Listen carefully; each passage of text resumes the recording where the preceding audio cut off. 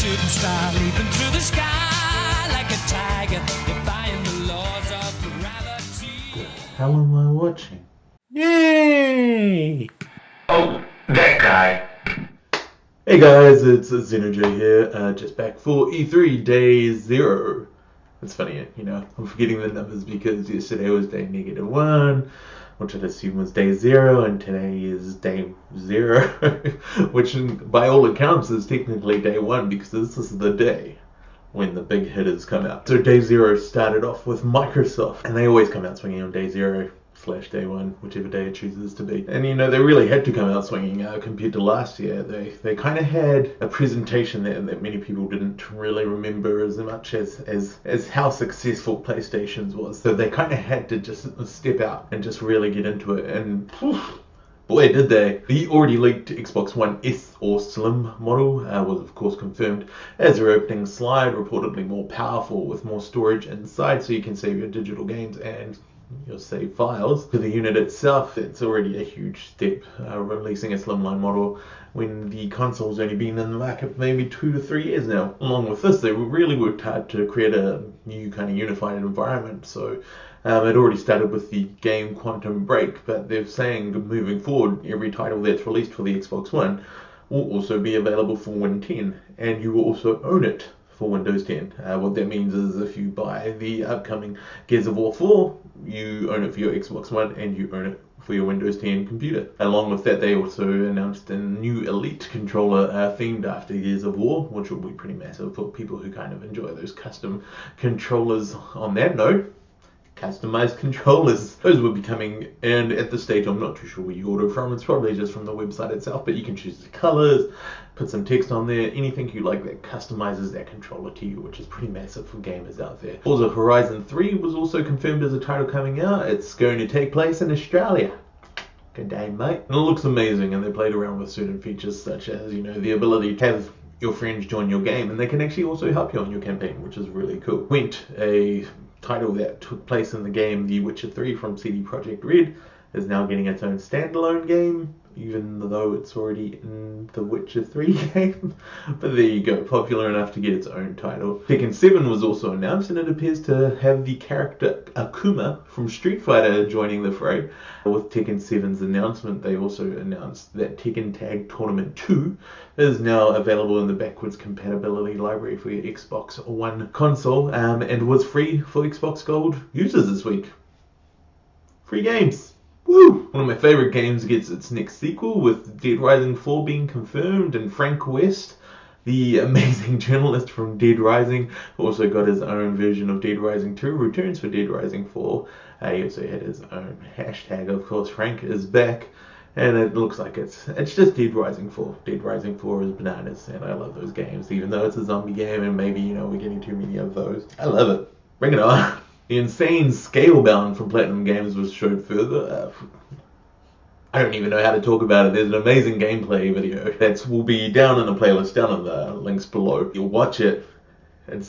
Scalebound really explains what the title is about, so do check it out. And towards the end, their press conference started closing out with Sea of Thieves, which looked really fun, and they actually showed it from a user point of view. The multiplayer, you know, really throwing people into the life of a pirate, and, you know, had to look after all the ship and all of that. State of Decay was confirmed as getting a sequel with State of Decay 2, and a little title called Halo Wars 2 is coming back for the Xbox One. But of course, they were saving their large artillery for the end, Xbox were, and what they did was confirmed. There had already been heavy rumors and pretty close to confirmation that Project Scorpio was coming out, and Scorpio is going to be their 4K console. It will be their 4K version of the Xbox One, clocking in with it a crazy amount of processing power and amazing GPU. If they succeed in presenting the Xbox Project Scorpio as it is being sold, and it does do what they say it's done, it's going to be quite reasonably priced 4K gaming available in homes from next year. They've confirmed that it will be releasing later next year, which is just huge. They already announced the Slim, which they've said they've already made a bit more powerful than the Xbox One, and now they've got Project Scorpio, which will be just ridiculously more powerful. So, you know, Xbox, grab the bat. E3 was the ball. They swung it, man. They swung it, and it was heavy. Following Microsoft was Ubisoft too. You know, they kind of have this. They're the fun one. They're the video that was at the start of this video. Just a really always fun briefing, and they just run us through their titles because they do have quite a large library of games releasing. They touched on Ghost Recon Wildlands with a huge gameplay video. A lot of the gameplay videos they actually showed today were ridiculously long and showed so much of the game. But of course the issue with Ubisoft and their consumers is consumers just feel like they're being a bit slighted when the games get to market. So, you know, what they're being presented with at E3 isn't necessarily the product we get in the end. That's why a lot of people are a bit shifty about Watch Dogs 2 coming up, which does actually look really fun and has a lot more different to it than what occurred in the previous title. But it's still that shakiness. But, you know, they then come out and do crazy stuff like Far Cry Blood Dragon meets Trials. And out of it came Trials of the Blood Dragon, which is a new Trials title with this kind of skin of Far Cry Blood Dragon, and it absolutely looks ridiculous. It's available right now. If you want to buy it, you can go to either your PlayStation store or your Xbox store, online of course, and buy it digitally. There you go, easy as that. A fun title that stood out was the South Park sequel for Stick of Truth, and that is titled The Fractured But Whole. It's South Park. It even looks more like a playable version of the TV show, so it's going to sell to the fans. And they said that if you pre-order the title now, you actually get the Stick of Truth for the current gen consoles, which is just a win for fans out there. They then closed out their briefing with a new IP titled Steep. It's in the action sport category. It has things like paragliding, wingsuits, snowboarding, skiing, and it looked amazing. Whether or not we get the title that was presented, anyone guess? But for what they showed, I hope we get that, because it looked like a fun game with drop in, drop out activity for multiplayer, and just a genre that wasn't really, you know, maybe hasn't been touched in a few years. So hopefully that succeeds. Hopefully we get this title. And then Day Zero started coming to a close with Sony stepping up.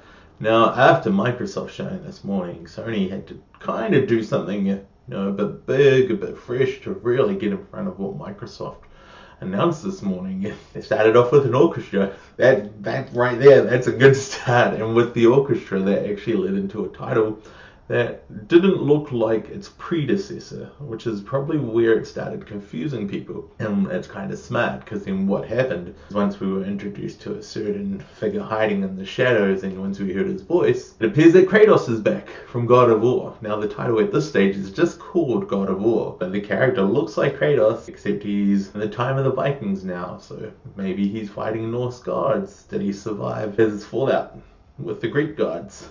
Who knows? It could just be that it's a reboot with Kratos now fighting new gods in a new form. Who knows? The new zombie title joined the fray, looking very much like The Last of Us, but not confirmed as The Last of Us title, called Days Gone. Looked like a straight up zombie fair. Lots of zombies, lots of bullets.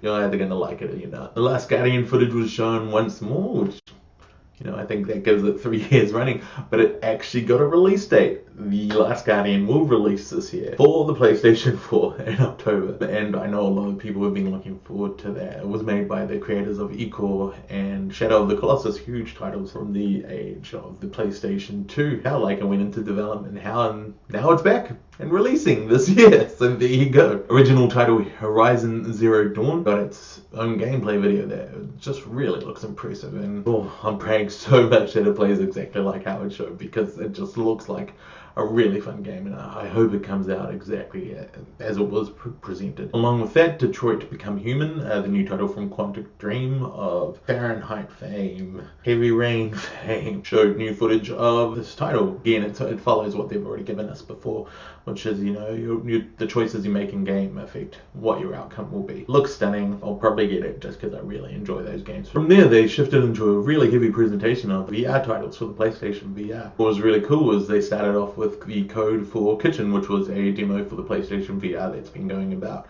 And what they confirmed is that this code actually is code for Resident Evil 7. Smart. All along, they've actually been delivering Resident Evil 7 as this, you know, kind of creepy VR game. And of course, Resident Evil is creepy, but it just means in Kitchen you didn't really have a way to kind of protect yourself. But with the Resident Evil titles, it's about survival. So it's cool that that's being built for that. Along with that, a new first-person shooter IP by the name of Farpoint was shown, along with X-Wing VR mission for Star Wars. If they pull that off, that's going to be really cool. That will be within Star Wars Battlefront. And it also appears that Rocksteady is working on Batman VR. Not much shown, just Mark Hamill or possibly Troy Baker doing a Joker monologue over Batman's cowl and then saying Batman VR. Sign me up. I'm sold already. From there it shifted into a showcase around Call of Duty Infinite Warfare. Now at the Call of Duty XP event coming up for fans, they confirmed that there's going to be some PlayStation VR demos on hand for Infinite Warfare, because apparently you can wear the VR while flying the ships within that title. So it was just a nice tie-up of the VR back into the games. And then of course they showed Modern Warfare Remastered, because probably everyone's going to buy Infinite Warfare just to get Modern Warfare Remastered, because Modern Warfare Remastered was the game that started off the success of the Call of Duty titles from, PlayStation 3 and Xbox 360 moving forward. It just went bananas after Modern Warfare. And the one that got everyone excited, Crash Bandicoot Returns. Booga booga. The Crazy Bandicoot Returns in built from the ground up remasters for 1, 2, and Crash Bandicoot Warp. And while we wait on that remaster to be built up for us, he will show up in the Skylanders game. Imaginators Crash Bandicoot will show up in there for people to play while we wait for those remasters, because that's what we're waiting for, really. Former Konami creator Hideo Kojima returns with Kojima Productions. Well, they've been doing like a weird slow marketing campaign of showing what their logo will be and not much else. They confirmed that they're back with a new title, with Norman Reedus joining Hideo Kojima again to create a new title called Death Stranding. And that's it. Norman Reedus holding a baby thing and people in the sky, and who knows what it's going to be about. But of course it got people excited because Hideo Kojima is on that title. Insomniac Games of Insomniac Games of Spyro and Ratchet and Clank fame also confirmed to be working on a new Spider-Man title, which looked amazing. So they're working with Marvel to produce an exclusive to PlayStation 4 game for Spider-Man. And from there is kind of where Sony just popped. It felt like something else was supposed to be there.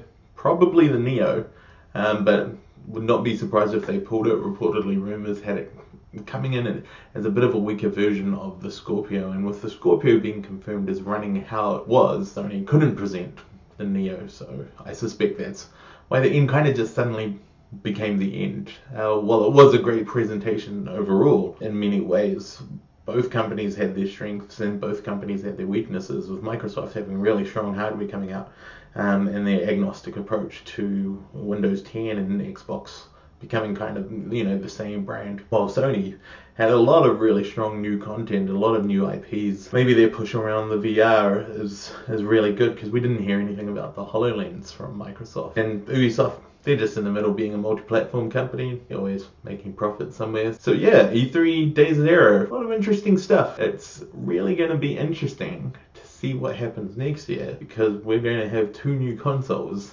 which means and Microsoft and Sony will probably be throwing down then. If you want to watch any of the trailers that were shown at the press conferences today, the links are down below. Just click on those to go through, along with my live vlogs of the event. I woke up ridiculously early and had crazy sleep patterns all over the place today, but you can find them down below also. So yeah, thank you so much for joining me. That was E3 Day Zero with ZenoJ.